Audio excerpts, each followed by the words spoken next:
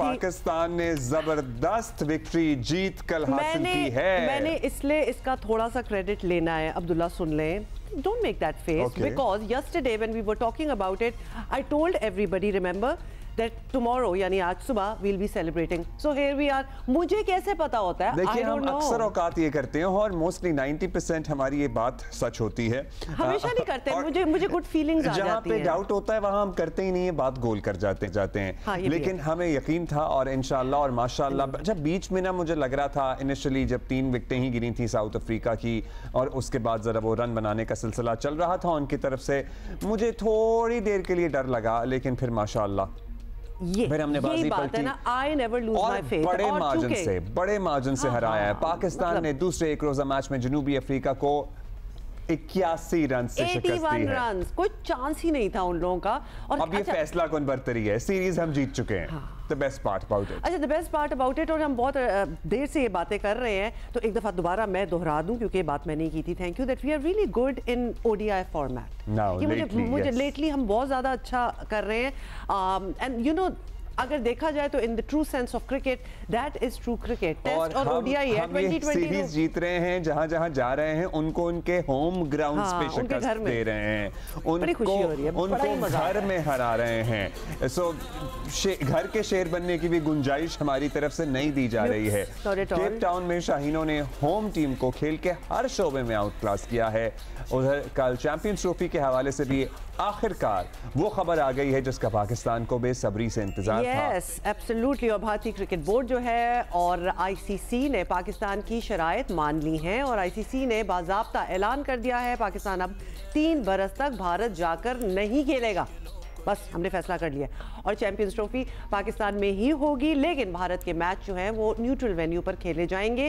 Chairman PCB Mohsin Naqvi कल काफ़ी खुश दिखाई दिए और उन्होंने कहा कि भारत के साथ अब तमाम मामला जो है वो लिख कर होंगे, रिटन फॉर्म में। सर, तहरीरी मुआहदे पे दस्तखत हो गए? तहरीरी के बगैर हम कुछ नहीं करते।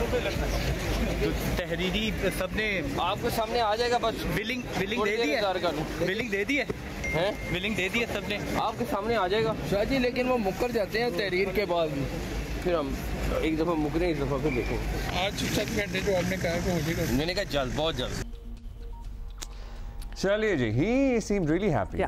And he should be. He should be. बहुत ज़्यादा कोशिश है, बहुत ज़्यादा एफर्ट है पाकिस्तान क्रिकेट बोर्ड और इनकी टीम की इस सारे, और बड़े कॉन्फिडेंट थे कि अगर मुकर गए तो मतलब आगे से भारत तो देख लेंगे। एपिसोड में सर्टनली अगर भारत में होने वाले T20 वर्ल्ड कप में पाकिस्तान सेमीफाइनल या फाइनल तक भी पहुंचा तो भी मैचेस न्यूट्रल वेन्यू पर होंगे। पाकिस्तान को मिलने वाले 2028 के विमेन T20 वर्ल्ड कप पर भी यही फार्मूला लागू होगा। क्रिकेट वेबसाइट के मुताबिक पाक भारत मुकाबले के लिए न्यूट्रल वेन्यू कौन सा होगा ये फैसला भी मेजबान मुल्क करेगा। यानी कि में हम जो भी मेजबान मुल्क होगा, जैसे अगले टूर्नामेंट्स इंडिया में है तो वो फैसला करेंगे कि उन्हें कौन सा न्यूट्रल वेन्यू सूट करता है। इस मरतबा हम ये तय करेंगे कि हमें कौन सा न्यूट्रल वेन्यू सूट करता है। सो कोलंबो की भी बात हो रही है, UAE की भी बात हो रही है और हमारे जो पैनल के लोग हैं वो चाह रहे थे, वो उनकी राय थी कि Colombo probably would be more favourable. Faizan का कल कहना था कि कोलंबो हो जाएगा, बिकॉज आपको पता ही है दुबई में आजकल UAE में वीज़ा मिलना ज़रा मुश्किल है। लेकिन कोलंबो में बारिश बड़ा अहम किरदार अदा करती है क्रिकेट के मामलात में, सो वो बहुत इंपॉर्टेंट फैक्टर है देखने के लिए कि कहीं बारिश ना हो रही हो। हमारे साथ है हमारा पैनल और सिकंदर बख्त, राशिद लतीफ। लेकिन कल के मैच की जीत पे हम बात करेंगे सबसे पहले। सो राशिद भाई अस्सलाम वालेकुम, सिकंदर भाई अस्सलाम वालेकुम, भट्टी साहब अस्सलाम वालेकुम। राशिद भाई आपसे शुरू करेंगे। राशिद भाई माशाल्लाह we were hopeful but it is a spectacular win, जबरदस्त किस्म की बहुत बड़ी कामयाबी है पाकिस्तान की। ऑस्ट्रेलिया 2-1, जिम्बाब्वे 2-1 और अभी 2-0 हो चुका है। और ऐसी तवक्कुआत शायद हमें इतनी ज़्यादा नहीं थी ज़रूर, लेकिन इतनी ज़्यादा नहीं। क्रेडिट पूरी टीम को जाता है, लेकिन जो कल बैटिंग की है कामरान गुलाम ने नंबर 5 पे आके आउटस्टैंडिंग बैटिंग थी, बहुत ही ज़बरदस्त। जो कि 300 प्लस रन ही बनते वहाँ पे, तो ऐसा था कि क्योंकि पिच बहुत अच्छी नज़र आ रही थी, बाद में और अच्छी हो सकती थी, लेकिन हमने इतना ज़्यादा टोटल कर दिया। इसमें 2-3 प्लेयर की वापसी भी हुई है, जैसे बाबर आजम ने रन किए, रिजवान ने रन किए और साइम अय्यूब जल्दी आउट हो गए। कंसर्न थोड़ा सा अब्दुल्ला शफीक का जरूर रहा हमारा। और छोटी सी बात यह है कि जो बॉलिंग कर दी कल शाहीन शाह अफरीदी ने, बहुत अरसे के बाद नजर आया, आज के जोर से जिस तरह से बॉलिंग की है, तो कुछ पुराने प्लेयर्स भी इन होते हुए नजर आए हैं कि चैंपियंस ट्रॉफी करीब है।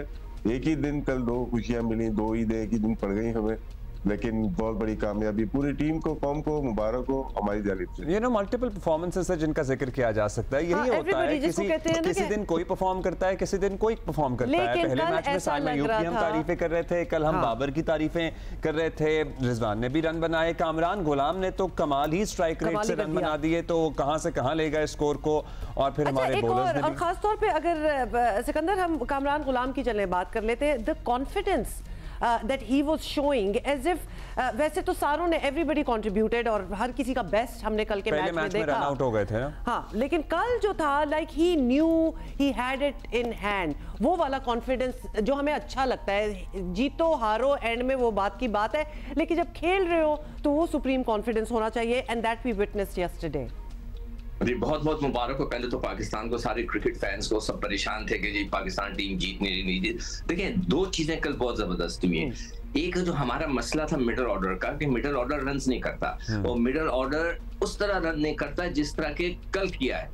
कल तो कामरान गुलाम ने कमाल ही कर दिया। और मेरे कई दोस्त थे, उनका फोन आया कि यार कल बाबर का इंटरव्यू क्यों आया, कामरान का आना चाहिए था, हम तो उसको सुनना चाहते हैं।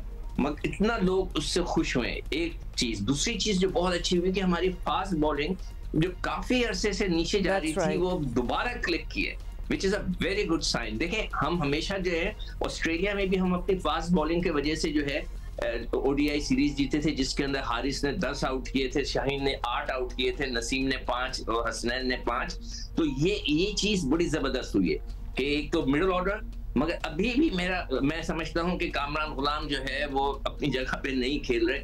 और दूसरी एक तीसरी चीज मैं भूल गया कि वो जो अभी राशिद ने बोला कि हमारे पुराने प्लेयरों की फॉर्म वापस आई, बाबर ने भी रन्स कर दिए, रिजवान ने भी। It's a very good sign before the champions trophy. ये एक अच्छा, मैं कहता हूं जो खेल रहे हैं उनका मोराल और उनका कॉन्फिडेंस, तो हमारा इतना बूस्ट हो गया कॉन्फिडेंस, तो आई एम श्योर उनका भी बहुत होगा। या what a way to get into the champions trophy. जी एक चीज क्या सिकंदर, एक चीज अभी अच्छी नहीं जा रही, थोड़ी सी 19-20 हो रही है, वो ओपनिंग का स्लॉट है जो अभी 19-20 हो रहा है, मगर ओवरऑल हर लड़का कंट्रीब्यूट करे। This is the most important thing किसी भी टीम के लिए। कि साइम ने किया, दूसरे फेल हुए, अब वो उन्होंने किया तो साइम फेल हो गया, कोई बात नहीं। तो एक साइकिल सा बन जाए तो इसमें फिर अच्छी टीम जो होती है फिर वो सरवाइव करती है। हाँ मतलब साइम के अपने स्टैंडर्ड के हिसाब से हम उसे फेल कह रहे हैं, वैसे वो फेल नहीं हुआ। 31 रन उसने भी किए। देखिए हम कितनी हमें आदत हो गई है, लेकिन हम कितनी जल्दी स्पॉइल हो जाते हैं ना कि इस वक्त हमें बहुत ज्यादा रन चाहिए, वरना हम खातिर में नहीं लाएंगे। भट्टी साहब, अच्छा भट्टी साहब, चूंकि हम जीती गए हैं अब सीरीज अल्हम्दुलिल्लाह, तो अब जो तीसरा मैच होगा, I am curious to know कि अब उन प्लेयर्स को भी डाल देंगे जिन्होंने पहले नहीं खेला, या फिर what is going to be the, that is the right way to go about it. हाँ मतलब क्योंकि सीरीज तो अब जीते गए हैं, तो why not put everybody in. देखिए सबसे पहले तो पाकिस्तानी कौम को मुबारकबाद कि कल हमें चैंपियंस ट्रॉफी की भी खुशी मिली, फिर रात में सोने से पहले पाकिस्तान ने ये मैच जीता। लेकिन मैं आपके सवाल के जवाब से पहले एक आपको इंटरेस्टिंग चीज बताऊं कि अब हमारे पास नए हीरोज आ रहे हैं। अब हम बाबर आजम, मोहम्मद रिजवान या शाहीन शाह अफरीदी पर तो रिलाय कर रहे हैं, लेकिन पिछले मैच में आप देखें साइम अय्यूब और सलमान अली आगा ने पाकिस्तान को जितवाया। कल कामरान गुलाम ने एक ऐसी इनिंग्स खेल दी जिसकी किसी को तवक्को नहीं थी। हालांकि अगर आपको याद हो, जब हम टेस्ट मैच में मुसलसल हार रहे थे तो कामरान गुलाम ने डेब्यू पर मुल्तान में सेंचुरी बनाई, फिर जिम्बाब्वे में कामरान गुलाम ने एक और सेंचुरी बनाई। लेकिन अब मेरा ख्याल में जो आपका सवाल है उसका जवाब यही है कि हमारे पास पीछे सुफियान मुकीम एक यंगस्टर बैठा हुआ है, उसको ट्राई करना चाहिए। मोहम्मद हसनैन अभी तक हमने वनडे सीरीज में उसको चांस नहीं दिया, मोहम्मद हसनैन को मेरे ख्याल में मौका दिया जा सकता है। फिर तैयब ताहिर एक और मिडिल ऑर्डर में हमारे पास प्रॉमिसिंग यंगस्टर है, उसको भी मौका देना चाहिए। लेकिन जो ओपनिंग स्लॉट है वो मेरे ख्याल में कंसर्न की बात है। तो पाकिस्तान क्रिकेट बोर्ड को चाहिए, जहां इतने अच्छे फैसले कर रहे हैं, तो फखर जमान का भी मामला खत्म करके उसको पाकिस्तान टीम में आ जाना चाहिए। तो चैंपियंस ट्रॉफी से पहले अगर फखर जमान हमारी वनडे टीम में आ जाए तो मेरा ख्याल में ये ओपनिंग स्लॉट वाला इशू भी रिजॉल्व हो जाए। देखिए वो फिट तो है, लेकिन जाहिर है there was a medical condition associated, probably उनके कुछ हार्मोनल मेडिकल कंडीशन है जिसकी बात की जा रही थी, जिसमें डॉक्टर्स चाह रहे थे कि उन्हें गेज कर लें, उन्हें टेस्ट कर लें, वो खेल रहे थे। बट डॉक्टर्स ऑल्सो, ये खबर हम तक पहुंची थी। अब बाकी भट्टी साहब आप हमें खबर देंगे। और राशिद भाई आप भी कुछ कह रहे थे। जी बिल्कुल जी, हमने सबकी बात की है। तो हमारा जो मेन प्रॉब्लम आ रहा था स्पिन बॉलिंग का आ रहा था मिडिल ओवर में, जो कि वर्ल्ड कप में भी नजर आया था इंडिया में, कि हम 11 से 40 ओवर में हम विकेट नहीं लेते थे, रन बहुत ज्यादा कंसीड करते थे फील्ड प्लेसिंग की वजह से। 5 फील्डर दायरे में होते हैं, लेकिन अबरार ने जिस तरह से मैचेस में बॉलिंग की है वो बिल्कुल रन नहीं देते और कल विकेट्स भी लिए। ये बहुत ही प्लस पॉइंट नजर आ रहा है, क्योंकि शादाब अबरार जैसे कहते हैं ना, Aahista Aahista gradually steadily technically tactically अपनी जगह बना रहे हैं इन इंटरनेशनल क्रिकेट, एंड वो भी लाजिम व मलजूम होते जा रहे हैं पाकिस्तान क्रिकेट के लिए। ये बात हम कल कर रहे थे। अच्छा, अब्दुल्ला की हम ओपनिंग जोड़ी की भट्टी साहब ने भी बात की, हम अब्दार पे भी बात करेंगे। अब्दुल्ला शफीक हमें टेक्निकली बड़े साउंड बैटर लगते हैं, लेकिन समहाउ जो गेंद बाहर की तरफ आ रहा होता है वो कॉट बिहाइंड हो जाते हैं। वो where do you think he is lacking? क्या मतलब चल रहा है उनके साथ? राशिद भाई बहुत अच्छे बैट्समैन हैं, लेकिन उनका गैप बहुत ज्यादा आ रहा है। कभी एक इनिंग्स ऐसी खेलते हैं कि लगता है कि इनसे अच्छा बैटर कोई भी नहीं है, लेकिन फिर 4-5 इनिंग्स फ्लॉप हो जाती है। कभी कभार होता है, आपकी प्रैक्टिस के ऊपर बहुत डिपेंड करता है। बड़े हार्ड हैंड थे, ओपनर का हैंड बहुत हार्ड नहीं होने चाहिए, वो कमिट हो जाते हैं फ्रंट फुट पे और वहां से वो बैक फुट पे नहीं जा पाते। दोनों इनिंग्स में देखे और वहीं से वो पुल मार देते हैं अगर शॉर्ट ऑफ लेंथ हो। तो ये थोड़ी बहुत इनके पास चीजें हैं जो कि गेम खेल के ही होगी। इनको मेरे ख्याल से एक मैच जो लास्ट मैच है वो देना चाहिए। उसमें होता है कि कभी कभार आपका क्लिक होना होता है तो आप हो सकते हैं, लेकिन उनको अपनी टेक्निक के ऊपर काम करना पड़ेगा। टेस्ट मैच में ये चीजें चल जाती हैं कि आप छोड़ रहे हैं खेल रहे हैं, लेकिन ओडीआई में जाते ही अगर आपकी विकेट गिरती है तो प्रेशर टीम के ऊपर आ जाता है। कल पार्टनरशिप बहुत अच्छी हो गई थी साइम अय्यूब की और बाबर की, अदरवाइज 2 मैचेस में देखें वो शुरू में ही आउट हो गए। कंसर्न जरूर है, लेकिन ट्राई करने में बहुत सारी चीजें हो सकती हैं। कामरान गुलाम ओपन ही करते हैं सारी जिंदगी अपने हर जगह से, तो वो एक ऐसा स्लॉट है कि वो वहां पे आ सकते हैं। लेकिन जिस तरह का बैट्समैन हमें नंबर 5 पे चाहिए और नंबर 6 पे, क्योंकि अब्दुल्ला शफीक को भी ये सोचना चाहिए मुकाबला सख्त है। टेक्निकली साउंड तो है, लेकिन consistency is also very important. Fakhar is there, Kamran Ghulam is there, he can be replaced with anybody. And how about a replacement? अगर मतलब साउथ शकील को भी बीच में डाला जा सकता है, तो अगर हम अपने मिडिल ऑर्डर की बात कर रहे हैं और सिकंदर हम लोअर मिडिल ऑर्डर की तरफ भी चले जाएं, तो we have some great names जिनको इंक्लूड किया जा सकता है और इनकी बड़ी क्लीन हिटिंग है। Saud Shakeel is one. देखो, साउथ शकील जो ना हिटर नहीं है कह सकते आप, वो एक ऐसा सॉलिड बैट्समैन है कि जो इनिंग्स को लेके चलता है। मगर देखें अगले मैच के अंदर अगर जिस तरह भी आपने बात की कि चेंजेस हो, मैं समझता हूं कि ताहिर तैयब इन सबको खिलाना चाहिए। और यार अगर रिजवान तो कप्तान है, टीम का टूट अंग है दोनों, यार ये लोग नीचे हो जाएं, इन लड़कों को ऊपर बैटिंग करके हमें देखने तो दें कि उनमें कितना टेम्परामेंट है। ताहिर को इरफान, अब देखें इरफान कल फिर क्या 19 पे आउट हो गए, कितने पे 15 पे आउट हो गए। वो बेचारा नीचे इज अ प्रॉपर बैट्समैन, ना बॉलिंग करते हैं, फील्डिंग करते हैं और बैटिंग, ऐसा कुछ नहीं होता। अगर बैटर होता है तो ऊपर खेलता है, टॉप ऑर्डर होता है। वो तो बेचारा इससे रन ही नहीं हो रहा। यार अगली मैच में उसको ऊपर भेज दो, हम देखें तो उसमें पोटेंशियल है कि नहीं है।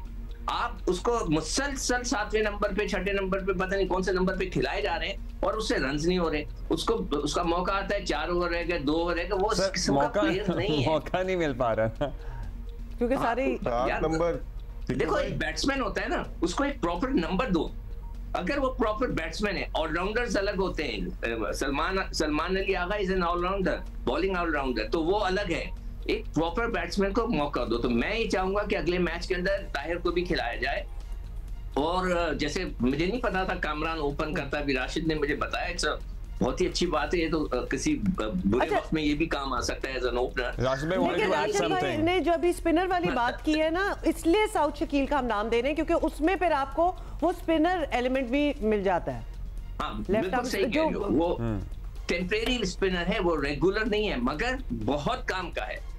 मेरे हिसाब से उस दिन जो राशिद ने बोला तो एकदम से मेरा मतलब थोड़ा सा कंप्यूटर क्लिक किया और मैंने गौर करना शुरू किया, तो बिल्कुल सही कह रहा है, वो बॉलिंग भी कर सकता है, तो हमें इन सारे ऑप्शंस को ट्राई करना चाहिए। मेरी आखिरी रिक्वेस्ट फिर सेलेक्टर से जी राशिद भाई, जो देख दो बैट्समैन है इनको ऊपर खिलाकर देख तो लो कि ये इस काबिल भी है कि आगे जा सकते हैं नहीं जा सकते।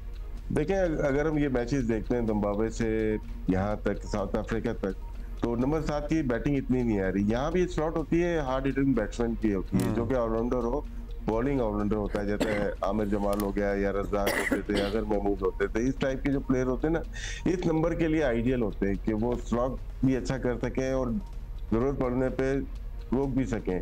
ये प्योर बैट्समैन है नंबर 7 पे, इनके साथ ज्यादती हो रही है, मेरे ख्याल से इनके साथ ज्यादती हो रही है। या तो ये खेलें तो बीच में खेलेंगे, अदरवाइज हमें अपना कॉम्बिनेशन बेहतर करने के लिए साउथ अफ्रीकन जैसी पिच पे fast bowling medium pace allrounder खेलेगा। पाकिस्तान आ जाते हैं सब कॉन्टिनेंट में खेलते हैं तो स्पिन ऑलराउंडर खेलेगा जो बॉलिंग कर सकता हो। सलमान अली अगर प्योरली बैटिंग ऑलराउंडर हम कह सकते हैं उसको, बॉलिंग ऑलराउंडर जैसे शादाब है बॉलिंग ऑलराउंडर, इस टाइप के प्लेयर अगर स्लॉट में आएंगे तो हमारी बॉलिंग भी मुस्तहकम होगी और बैटिंग भी होगी। एक प्लेयर हम जाया कर रहे हैं, मेरे ख्याल से उनकी बैटिंग ऐसी ही आएगी, 5-6 ओवर के लिए आएगी, लेकिन वो बॉलिंग नहीं कर पा रहे इरफान। सो आप ये कह रहे हैं कि चैंपियंस ट्रॉफी के लिए हमें एक ऐसा हमें we should look for a bowling allrounder then, या बॉलिंग ऑलराउंडर जी ठीक है।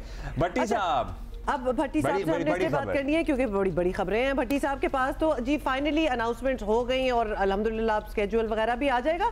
मुझे ये कंसर्न है कि अभी भी जो पाकिस्तान से बाहर होने हैं मैचेस जिसमें इंडिया होगा, अभी भी ये डिसाइड नहीं हुआ कि वो दुबई होगा कोलंबो होगा, मतलब डिसाइड कर लें उसको भी, इतना क्या रखा हुआ है सस्पेंस। हमारा शुक्र करें यहाँ तक पहुँच गए, ठीक है, बट अब यहाँ तक पहुँच गए हैं तो अब मजीद 2 महीने ना लगाए ना। जी भट्टी साहब, मेरे ख्याल में हुमा मामला तय पा गए और शेड्यूल भी आईसीसी ने फाइनल कर दिया। आज वीकेंड का वीकेंड से पहले आखिरी दिन है, फिर सैटरडे संडे को छुट्टी है, फिर उसके बाद क्रिसमस और न्यू ईयर की छुट्टियां आ रही हैं। तो मेरे ख्याल में आईसीसी मुझे लग रहा है कि आज अनाउंस कर देगा। और कल राशिद भाई ने खबर दी कि 23 फरवरी को पाकिस्तान इंडिया का मैच होना है, लेकिन दुबई में होता है। मेरे ख्याल में दुबई का ही वेन्यू ऐसा है जहां पर पाकिस्तान को रेवेन्यू अच्छा मिल जाएगा और कोलंबो में बारिश का भी एक वो बड़ा तंग करता है ये कोलंबो वाला, हमेशा बारिश अनॉय कर देता है क्रिकेट को। अच्छा, बीच में हमने मोहसिन नकवी साहब को सऊदी जाते हुए भी देखा, तो कोई आप सजेस्ट कर रही हैं कि सऊदी में भी कोई? मैं सजेस्ट नहीं कर रही, मैं तो क्वेश्चन कर रही हूँ कि वहाँ कोई ऐसा इंफ्रास्ट्रक्चर है कि शायद इस वक्त तो सऊदी अरब में नहीं है, लेकिन अगर दुबई के बराबर में एक और शहर है, अगर पाकिस्तान क्रिकेट बोर्ड उसको एक्सप्लोर करे तो मस्कत में, ओमान का शहर मस्कत है, वहां पर ग्राउंड है, लेकिन वो ग्राउंड इतना बड़ा नहीं है पाकिस्तान इंडिया मैच के लिए। या तो दुबई का स्टेडियम बेहतर है या कोलंबो का। मेरे ख्याल में कल जिस तरह प्राइम मिनिस्टर मिल रहे थे बांग्लादेश के जो इस वक्त सीईओ है, तो अगर पाकिस्तान ढाका का वेन्यू एक्सप्लोर कर ले तो मेरे ख्याल में ढाका में बड़ा मजा आएगा पाकिस्तान इंडिया के मैच। मैं आपको पता है, जब ये कल जो गुफ्तगू हम देख रहे थे वजीर आजम और जो बांग्लादेश में इंटरिम गवर्नमेंट के हेड हैं उनकी, जो निज़ाम है उबूरी निज़ाम उसके, सो बहुत सी बातें हो रही हैं, तो व्हाई नॉट ढाका भी हमारे लिए एक न्यूट्रल वेन्यू हो सकता है। मैं तो वहीं चाहूंगी जहां हमें सपोर्ट मिले, पब्लिक सपोर्ट भी हो हमारे, पब्लिक सपोर्ट ढाका में भी मिलेगी when it comes to India Pakistan match. Rashid भाई और बाकी लोग तो खेलते रहे हैं, सो आपका क्या ओपिनियन है? आपकी आप मशवरा दे दें। आप लॉजिस्टिकली सबसे बेस्ट जो है वो दुबई एंड ओमान नजर आ रहा है। दुबई एंड ओमान जाना, अगर पाकिस्तान अगर 19 को खेलता है लाहौर में, उसके बाद फॉरन फ्लाई करता है नेक्स्ट मैच के लिए, अगर हम कह लें कोलंबो लॉन्ग फ्लाइट है, ढाका से भी दूर है, फिर हम कहीं और जाते हैं। जद्दा की जो बात कर रहे हैं हम, सऊदी अरब की बहुत इंटरेस्टिंग है ये बीसीसीआई बहुत इंटरेस्टेड है, पीसीबी ने भी विजिट कर लिया है। इन मीटिंग में एक बहुत अहम चीज हुई है जो कि शायद अभी सरफेस पे नहीं आई है। लॉस है पाकिस्तान का और इंडिया का और ब्रॉडकास्टर का, जब आप खेलते हैं ऑफशोर खेलते हैं आपको हैवी लॉसेस होते हैं उसके अंदर, उसको कंपनसेट कैसे किया जाए। बात अब यही ज़ेर गौर है कि एशिया कप के बाद एक ऐसा इवेंट हमेशा कराया जाए जिसमें भारत और पाकिस्तान लाजिम हो। और एशियन काउंसिल की टीम एक जो टॉप रैंकिंग में इन दोनों के अलावा वो ट्रायंगुलर हो जाएगा। उसका जो पैसा है, उसका जो फंडिंग है 45% भारत और पाकिस्तान को दी जाएगी, 10% थर्ड कंट्री को। बाकी ब्रॉडकास्टर का पता ही है आपको, जो उनको राइट्स मिलेंगे उस पर चला जाएगा। उसका बेहतरीन वेन्यू जो लगता है फ्यूचर में वो जद्दा लगता है, क्योंकि वो ऐसा जगह है जहाँ पे Pakistani, Indian, Bangladesh, Asian community बहुत ज्यादा वहां पे होते हैं। ये चीज हो जाती है तो ये बेनिफिट है। जो नकवी साहब बात करते हैं कि विन विन सिचुएशन, वो तो चैंपियन ट्रॉफी तो है, कुछ लिया कुछ दिया, लेकिन ये बहुत बड़ी अचीवमेंट होगी बीसीसीआई की भी और पीसीबी की भी, स्पेशली ये क्रिकेट की बहुत बड़ी जीत होगी। सर्टनली। अच्छा, हम न्यूट्रल वेन्यूज़ की बात कर रहे हैं। आपको पता है नॉकआउट मरहले या उसके बाद सेमीज एंड फाइनल भारत होता है और हमें न्यूट्रल पे खेलने पड़ते हैं, तो वो रिजर्व डे कैसे मैनेज करेंगे? मतलब स्केड्यूल में ये सब देखना पड़ेगा, एक एक दिन रखना पड़ेगा?